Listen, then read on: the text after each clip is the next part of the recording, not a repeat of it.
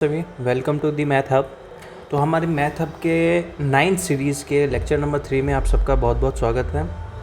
ठीक है, तो हमारी जो पिछली वाली वीडियो थी लेक्चर नंबर 2, तो उसमें हमने एग्जाम्पल नंबर 4 और 3 को क्या किया था, कंसीडर करके हमने उसे सॉल्व किए थे। तो वो हमारे पास क्या था कि रूट 2 को नंबर लाइन पे लोकेट करना और रूट 3 को नंबर लाइन पे उसकी स्थिति पोजीशन को क्या करना है, बताना है। ठीक है, तो अब हम स्टार्ट करते हैं हमारी नेक्स्ट जो एक्सरसाइज है हमारी चैप्टर नंबर 1 की। वो क्या है हमारे पास, हमारी एक्सरसाइज 1.2। ठीक है, तो यहाँ से हम स्टार्ट कर रहे हैं 1.2 एक्सरसाइज। तो ध्यान से देखिएगा कि हमारे एक्सरसाइज के क्वेश्चन क्या हैं, कौन कौन से हैं।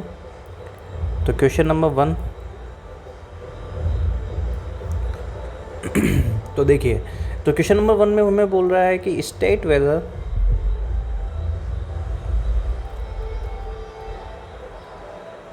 The following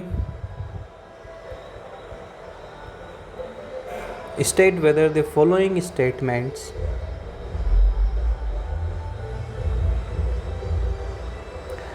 are true or false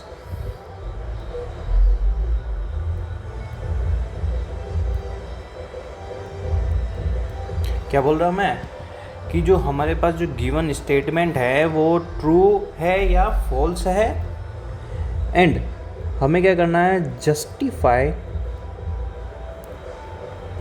your answer. तो आपके क्या करना है, आपके आंसर को जस्टिफाई करना है कि वो जो आंसर है वो सही क्यों है। ठीक है, तो ध्यान दीजिए। ओके, इट्स सॉरी कि ये थोड़ा सा अलग हो गया था, सॉरी फॉर दिस, माफ़ करना कि ये मेरी गलती से ये हो गया। तो ठीक है, तो हम आगे स्टार्ट कर रहे हैं। ठीक है, तो देखिए कैसे करेंगे अब इसको। तो हमारा जो पहला स्टेटमेंट है ये क्या है कि every irrational number is real number. ठीक है, पहला स्टेटमेंट ये है। सेकंड स्टेटमेंट क्या है हमारे पास कि every point on the number line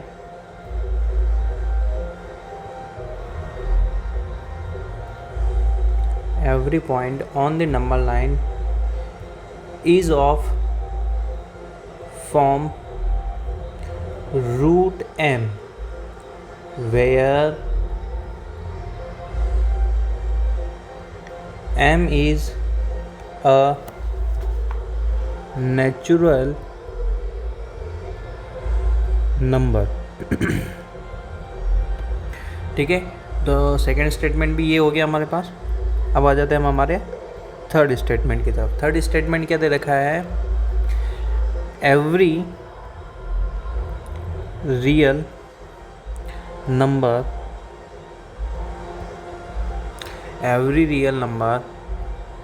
is an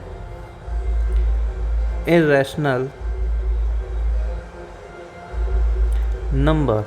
ठीक है, अब ये जो तीन हमारे स्टेटमेंट है हमें गिवन हो गए हैं, पहला स्टेटमेंट, सेकंड स्टेटमेंट और तीसरा स्टेटमेंट, यानी कि कथन हमें दे दिए हैं। ठीक है, अब हमें इनको सत्य और सत्य बताना है कि ये सही है या गलत है। ठीक है, तो स्टार्ट करते हैं हम इसका सॉल्यूशन नेक्स्ट पेज से।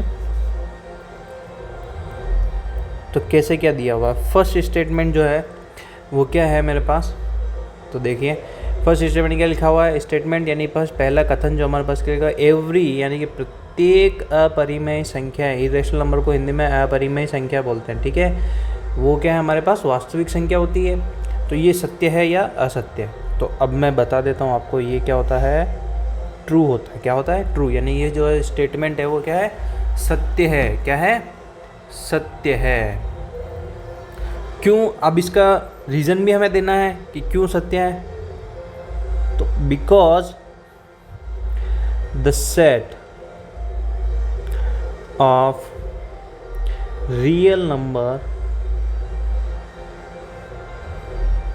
The set of real numbers, यानी कि वास्तविक संख्याओं का जो सेट है, कलेक्शन है, कंसिस्ट ऑफ रेशनल नंबर या रेशनल नंबर बोला है हमें। तो इसका जो मतलब हुआ क्या हुआ कि प्रत्येक मतलब जो हमारे वास्तविक संख्याओं का जो संग्रह है उसके अंदर हमारे जो है क्या है, परिमेय संख्याएं भी होती हैं एंड इर्रेशनल नंबर्स। क्या होती है, इर्रेशनल नंबर्स भी होते हैं उसमें, ठीक है। यानी कि उसमें अपरिमेय संख्याएं भी होगी और परिमेय संख्याएं भी होगी, ठीक है। आगे चीज समझ में। तो हमारा जो पहला स्टेटमेंट है, सत्य क्यों है, क्या पूछा उसने कि यानी कि प्रत्येक अपरिमेय संख्या वास्तविक संख्या होती है, बिल्कुल होती है। क्या होती है, होती है, ठीक है। हमने पिछले एग्जाम्पल में किया था कि √2 जो है इसका इरेशनल का एक एग्जाम्पल आप लिख लीजिए। इरेशनल नंबर जो है वो क्या हमारे पास, एक तो √2 है, √3 है, √5 है, पाई है, ठीक है। ये सब जो हैं ये सब हमारे पास क्या होते हैं, रियल नंबर होते हैं। क्या होते हैं, रियल नंबर होते हैं, ठीक है। हम इन्हें वास्तविक रेखा के ऊपर क्या कर सकते हैं, निरूपित कर सकते हैं। हम इन्हें वास्तविक संख्या की रेखा पर जो है दर्शा सकते हैं, ठीक है। इसलिए ये सब क्या है, रियल नंबर है, इरेशनल नंबर होकर भी, ठीक है। तो अब हमारा अगला स्टेटमेंट, हमारा अगला कथन जो है वो क्या है कि एवरी पॉइंट, यानी कि प्रत्येक बिंदु कहाँ पर, ऑन नंबर लाइन, यानी कि नंबर लाइन पर प्रत्येक बिंदु जो है is a form of √m, यानी कि उसने क्या बोला है कि प्रत्येक बिंदु जो है √m की फॉर्म में होता है। क्या, और जहाँ जो m जो है वो हमारे पास क्या है, प्राकृत संख्या यानी कि नेचुरल नंबर है, ठीक है। तो ये स्टेटमेंट सत्य है या असत्य, तो देखो। तो एक चीज़ और मैं आपसे पूछना चाहूँगा कि क्या हम प्रत्येक संख्या को √√ में लिख सकते हैं? लिख तो सकते हैं हम, प्रत्येक m जो संख्या है उसको √√ में लिख सकते हैं। जैसे m मैंने मान लिया, ये ले लिया, ठीक। या आप कोई मान लीजिए कोई दूसरा नंबर ले लीजिए, ये मैंने ले लिया, तो ये भी इस फॉर्म में तो है, लेकिन क्या ये जो है नंबर लाइन के ऊपर एग्जिस्ट करेगा या नहीं करेगा, ठीक। तो उसके ऊपर ही हम ये क्या करेंगे, चर्चा करेंगे, ठीक है। तो ये जो कथन होगा वो हमारा असत्य कथन होगा। क्या होगा, असत्य कथन होगा। तो फॉल्स, हमारा जो स्टेटमेंट है यानी जो कथन है वो फॉल्स है। अब वो फॉल्स क्यों है, तो उसके लिए हमें क्या करना होगा, एक उदाहरण देना होगा। क्या करना होगा, उदाहरण देना होगा। देखो एक चीज़ ये होती है, अगर आपको कोई कथन जो है वो सत्य बताना है, क्या बताना है, सत्य यानी कि ट्रू बताना है, तो हमें उसे सिद्ध करना होता है। क्या करना होता है, सिद्ध करना होता है, यानी कि उसे हमें प्रूफ करना होता है, ठीक है। अगर कोई कथन जो है असत्य होता है, ठीक है, असत्य होता है, तो हम उसे क्या करना होता है, यानी कि फॉल्स जो होता है हमें उसे उदाहरण के माध्यम से समझाना होता है। उदाहरण के माध्यम से समझाना होता है, ठीक है। उदाहरण के माध्यम से क्या करना होता है, समझाना होता है। आई चीज़ समझ में, ठीक है। तो आप जो ये फॉल्स स्टेटमेंट है हम इसको उदाहरण के माध्यम से समझाते हैं, ठीक है, कि उदाहरण के माध्यम से कैसे गलत है ये, ठीक है। सिद्ध हो, अगर ये ट्रू होता है यानी सत्य होता है तो हम इसे सिद्ध करते हैं, ठीक है, नंबर लाइन पे ड्रॉ करके दिखाते हैं, ठीक है। तो अब देखिए फॉल्स क्यों है, तो फॉर एग्जाम्पल यानी उदाहरण के लिए, फॉर एग्जाम्पल √2/3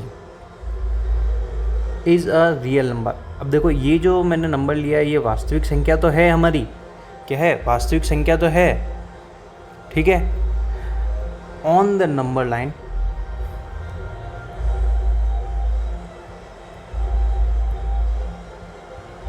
ठीक है, बट जो 2/3 है इज नॉट अ नेचुरल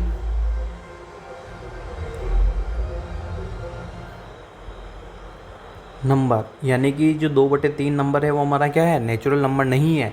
अब मैं एक चीज़ और बता देता हूँ। नेचुरल नंबर में क्या होता है कि हमारे 1 2 3 4 5 6 अप टू इन्फिनिट यानी अनंत तक संख्याएं आती है। बट इस नेचुरल नंबर के अंदर यानी प्राकृत संख्याओं में ऐसी संख्याएं कभी नहीं आती है। ठीक है, इसलिए ये जो कथन है वो हमारा असत्य हो गया। ठीक, तो अब हमारा थर्ड स्टेटमेंट आ जाता है। थर्ड स्टेटमेंट हमें क्या पूछ रहा है कि प्रत्येक वास्तविक संख्या यानी every real number is an अपरिमेय संख्या है, यानी कि जो है वो क्या है, अपरिमेय संख्या है क्या। ठीक है, तो हम उसके बारे में इसके ऊपर चर्चा करेंगे। तो अब देखो, तो अब इसको कैसे करेंगे, क्या ये सत्य है या असत्य है। तो देखो, तो अब इसको कैसे करेंगे कि every real number is a irrational number. तो ये होगा हमारा फॉल्स स्टेटमेंट। क्या होगा, फॉल्स स्टेटमेंट। अब फॉल्स क्यों है, फॉर एग्जाम्पल हमने पहले बताया था कि असत्य होता था, हमें उदाहरण लेके समझाना होता है। For example 1/2 is an rational number. क्या है हमारे पास, रैशनल नंबर है। ठीक, एंड हैंस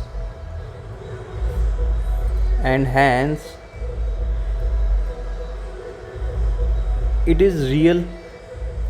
ये क्या है, रियल नंबर होता है। But it is not an irrational number. क्या है, इरेशनल नंबर नहीं है। ठीक है, क्यों, क्योंकि जो 1/2 है ये जो है ये हमारा कुछ इस तरीके से होता है, P/Q की फॉर्म में होता है। P/Q की तरह हम इसको क्या लिख रखे हैं। ठीक है, तो बट इरेशनल नंबर जो होता है यानी कि अपरिमेय संख्या होती है वो √2 √3 होती है। तो क्या ये इसके बराबर होते हैं, क्या नहीं होते हैं। ठीक है, तो ये नंबर अलग होते हैं और ये नंबर क्या होते हैं, अलग होते हैं। इस वजह से क्या होता है, प्रत्येक वास्तविक संख्या जो है हमारी अपरिमेय संख्याएं नहीं होती है। ठीक है, क्लियर, आ गई चीज़ समझ में। तो ये हमारा फर्स्ट क्वेश्चन हो गया। ठीक, अब आ जाते हैं हम हमारे दूसरे प्रश्न पे। तो प्रश्न नंबर 2 क्या बोलता है ये, are the square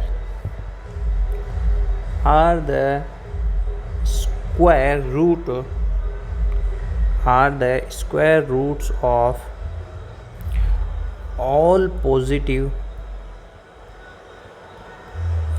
all positive integers irrational। क्या पूछा उसने कि प्रत्येक वर्गमूल का जो है, इसे स्क्वायर रूट को हिंदी में वर्गमूल बोलते हैं। ठीक है, जो सभी धनात्मक संख्याएं हैं, क्या है, सभी धनात्मक पूर्णांकों का क्या होता है, इरेशनल होता है। ठीक है, तो देखते हैं अब होता है कि नहीं होता, वो तो आगे हम चर्चा करेंगे। तब आगे क्वेश्चन क्या है, if not give an example. अगर नहीं है तो हमें क्या करना है, एक उदाहरण देना है तो उसे सिद्ध करके बताना है। Example of the square root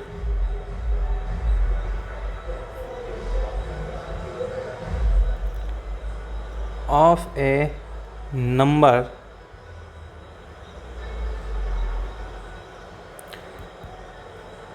that is a rational number। ठीक है, तो अब ध्यान से देखिए। ठीक है, तो अब इसको कैसे करेंगे, तो ये जो है अब इसको कैसे हम करेंगे, अब इसको ऐसे प्रश्न को कैसे हैंडल करेंगे हम। तो देखिए, अब आप सबको पहले ही पता होना चाहिए कि किसी भी धनात्मक संख्या का जो स्क्वायर रूट होता है वो इरेशनल आएगा क्या, बताइए मुझे, आएगा क्या, मे बी। ठीक है, तो अब ध्यान से देखते हैं वो होता है कि नहीं होता, वो तो करके देखेंगे। ठीक है, तो अब आगे हम लिखते हैं the square root the square roots of all positive the square root of all positive integers are not irrationals। अब सभी का तो नहीं होता ना, क्या नहीं होता, सभी का जो स्क्वायर रूट है वो इरेशनल नहीं होता है ना, सभी का नहीं होता है, ठीक है, किसी किसी का हो सकता है, हो सकता हो, ठीक है। तब क्यों नहीं होता है, तो उसके लिए मैं उदाहरण लेना पड़ेगा, यानी कि एग्जाम्पल लेना पड़ेगा। बोला है हमें गिवन एग्जाम्पल, तो हम एग्जाम्पल में ले लेते हैं 4। तो 4 का जो स्क्वायर रूट होता है वो होता है 2, and 2 is a rational number. क्या है, एक परिमेय संख्या है। क्या है, परिमेय संख्याएं हैं, ठीक है। क्यों, क्योंकि हम जो है 2 को हम कैसे लिख सकते हैं, 2/1 के रूप में लिख सकते हैं। नीचे 1 नहीं है फिर भी वो 1 होता है, ठीक है। क्लियर है चीज़। तो आई होप कि आपको जो ये समझ में आ गया होगा। बहुत छोटा सा एग्जाम्पल था, ठीक है, बहुत छोटा सा प्रश्न भी था ये हमारे, बहुत ईजी था, ठीक है। अब हम डिस्कस करते हैं हमारा क्वेश्चन नंबर 3, ठीक है। जो हमारा प्रश्न नंबर 3 है हम उसको डिस्कस कर लेते हैं, उसको लेके थोड़ी चर्चा कर लेते हैं। शो हाउ √5 कैन बी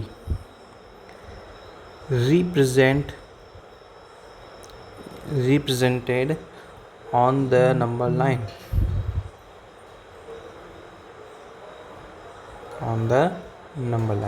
ठीक है। चलो तो अब इसको हल करते हैं हम थोड़ा, जैसा हमने एग्जाम्पल नंबर 3 और 4 के अंदर किया था, ठीक है। तो करके देखते हैं कैसे करेंगे हम इसको। तो क्या हम जो है सबसे पहले हम सिंस, क्या हम इसको ऐसा लिख सकते हैं क्या, यानी कि 4 + 1 बराबर क्या होता है, 5 होता है।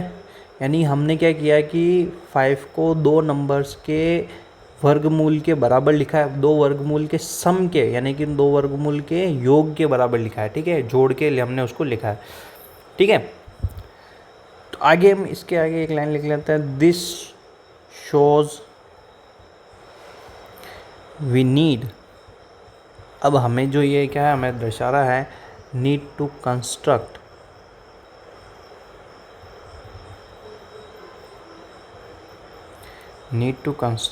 ए राइट ट्रायंगल। हमें क्या करना होगा, एक राइट ट्रायंगल बनाएंगे, जिससे क्या होगा, हमें √5 के लिए थोड़ी लोकेशन मिल जाएगी, ठीक है, विद साइड्स 2 and 1। हमें क्या बनाना है, राइट एंगल ट्रायंगल बनाना है विद साइड्स 2 and 1 यूनिट, ठीक है, यूनिट्स। So the hypotenuse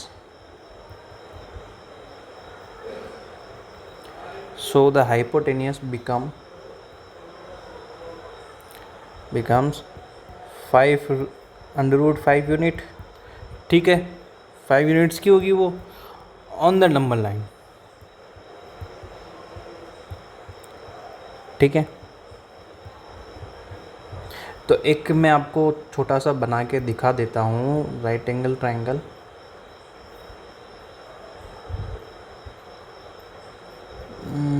ये कुछ ऐसा बनेगा नहीं, छोड़ो, इसको थोड़ा दूसरा शेप ले लेते हैं, ठीक है, नहीं बनेगा इससे, तो हम इसको ऐसे बना लेते हैं हमारे। तो ध्यान से देखिए, ये कुछ ऐसा, ये कुछ ऐसा, सपोज़ कि अब ये ऐसा, ठीक है, ये 90 डिग्री का एंगल होता है। अब देखिए कि ये जो हाइट है हमारी, ये 1 यूनिट की मान लेते हैं हम, और ये जो है हमारी 2 यूनिट की हो गई। तो आपको पाइथागोरस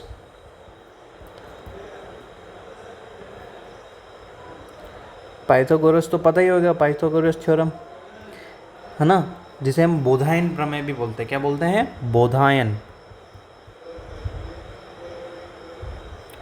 बोधायन प्रमेय, ठीक है, क्योंकि ये सबसे पहले हमारे Indian scientist, Indian mathematics Baudhayana के द्वारा दी गई थी, ठीक है। बाद में पाइथागोरस ने इसका और जिक्र किया था, ठीक है।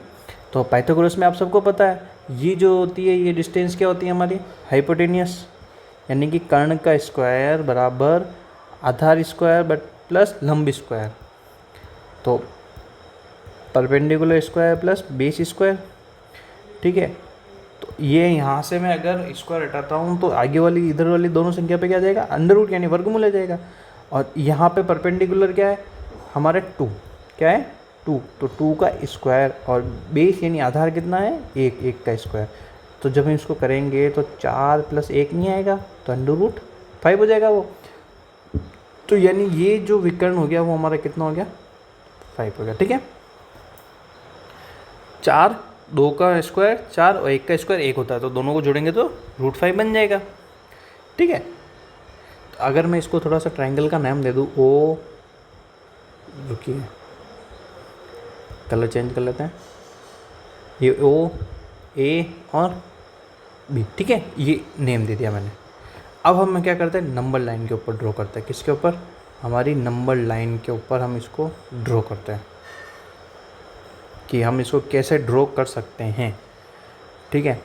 तो ये बनाई मैंने नंबर लाइन, ठीक है, नंबर लाइन बनाई।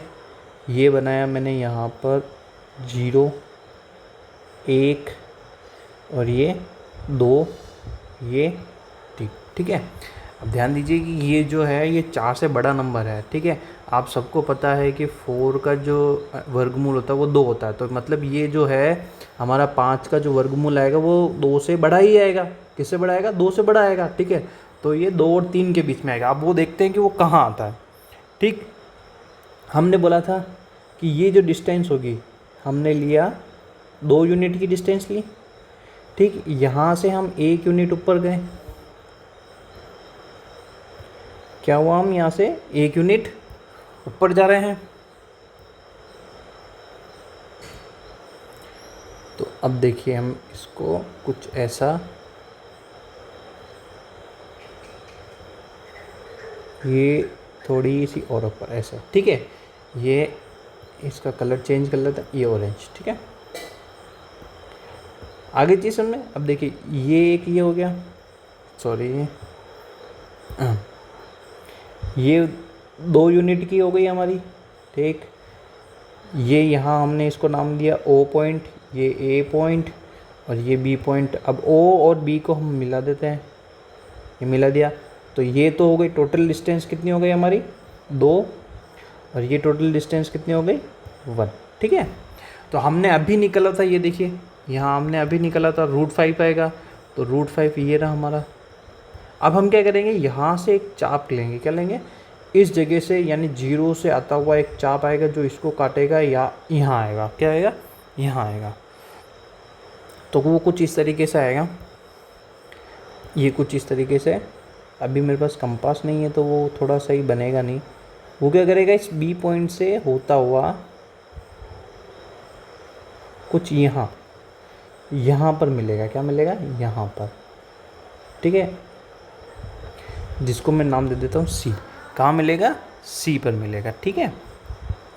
आगे चीज़ समझ में, ठीक। तो अब इसके लिए थोड़ी सी हमें क्या करनी होगी? थोड़ी थ्योरी लिखनी होगी, तो हम उसको थ्योरी को लिख लेते हैं, ठीक है। तो कैसे लिखेंगे? ध्यान से देखिए। On the number line,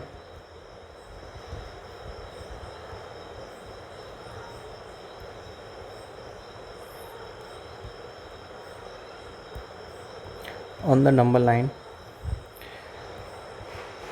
take 2 units from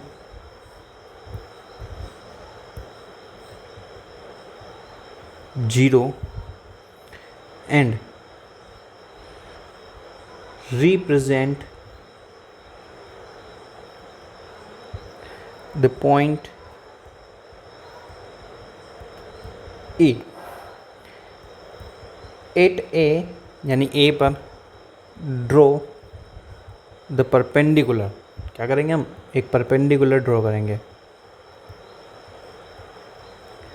ठीक, perpendicular and mark B point, है ना, सच दैट, जैसे कि A B is equal to क्या होगा, 1 होगा, यानी कि ए बी की जो लेंथ होगी वो कितनी होगी, 1 यूनिट्स होगी, कितनी होगी, 1 यूनिट्स, ठीक है, with centre with O as, यानी कि जीरो को हमने यहाँ पे ओल्ड बिंदु माना था, ठीक है, ओ एज सेंटर, यानी कि इसको केंद्र मानते हुए हम क्या करेंगे, and O B as radius, यानी कि ओ बी को हम क्या करेंगे, त्रिज्या करके draw an arc to cut the number line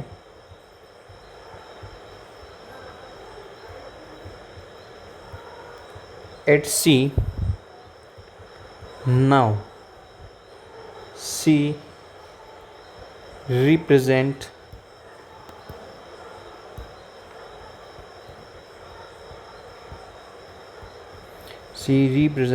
root 5, ठीक है। तो ये कुछ इस तरीके से होगा।